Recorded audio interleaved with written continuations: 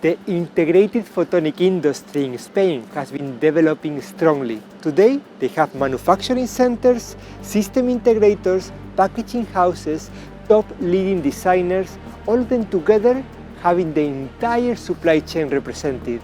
But they need to reinforce it with the support of authorities and investors.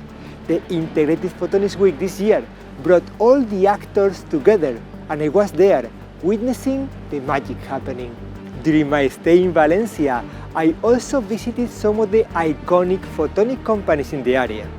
My first visit was to Lumensia, a biosensing company. My main takeaway from this company visit was to observe how a photonic integrated circuit could be placed into a cassette, and that cassette interrogated by a clinical instrumentation, all that performed by the same company and with the ease of use from the perspective of the operator. After Lumensia, I went to visit VLC Photonics, an iconic company developing photonic systems for the defense and the space markets.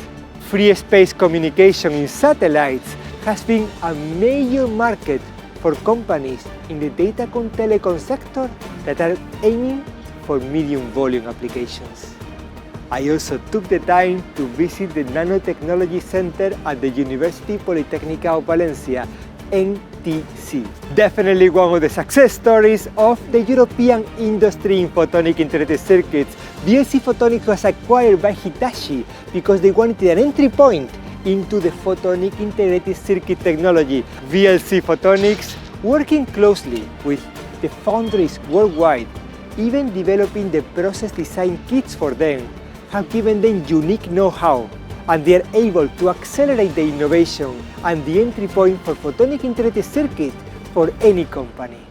Se rompe, ¿no? Se cae. ¡Ah! No. Silicon nitride manufacturing.